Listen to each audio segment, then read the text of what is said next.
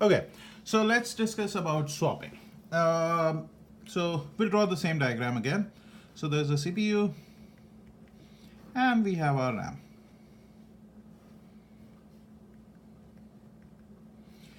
And we have our hard disk. Okay, so let's say there's different programs, P1, P2, P3, and stuff like that, which is running over there, right? So there is a certain amount of RAM which is occupied by the operating system, and the rest part is actually occupied by the programs written by the user.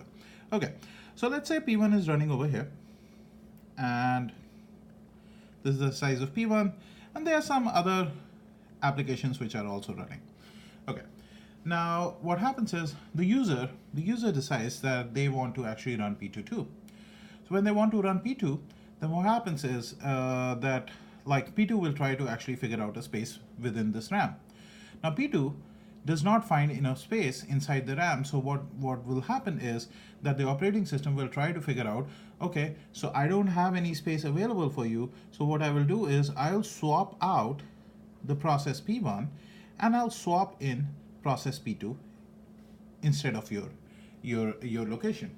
So what will happen is, so this process of moving the process P1 into your hard disk, and the process of moving in is called swap in, and this is called swap out. The swap in and swap out is actually a very expensive process because like it takes a lot of time.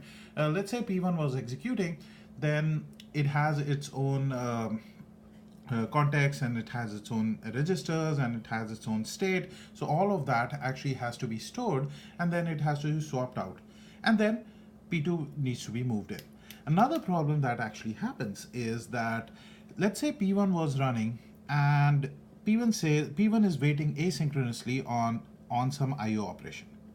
So there's an IO operation that is happening, and P1 is saying that, oh, I want to do this IO operation and I'm waiting till now. In the meanwhile, P2 comes along and P2 says that, oh, I want to execute.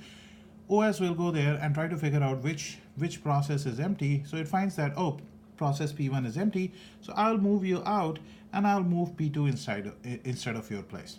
So P1 goes out, P2 moves in. But the IO device actually does not know what is going on.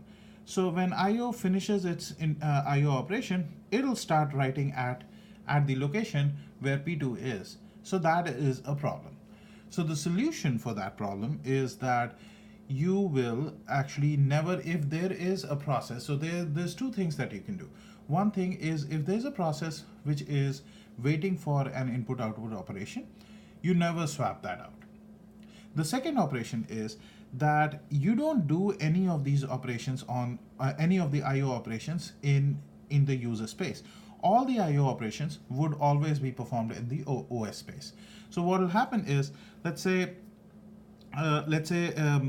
this is your operating system, P1 is executing, P1 will say that I want to do some IO operations. It'll tell your operating system that I want to do this IO operation. Operating system will go there, perform the IO. When the IO finishes, it returns the control back to OS. At this point, OS knows that P1 is actually swapped out, so it'll not write the operation over there. This is called double buffering because like your IO operations are done in OS and then they are copied in the P1, so this is called double buffering. Most of the people actually do not, since the swapping in and swapping out of these processes is actually very expensive, so people actually don't do swapping out and swapping in that often.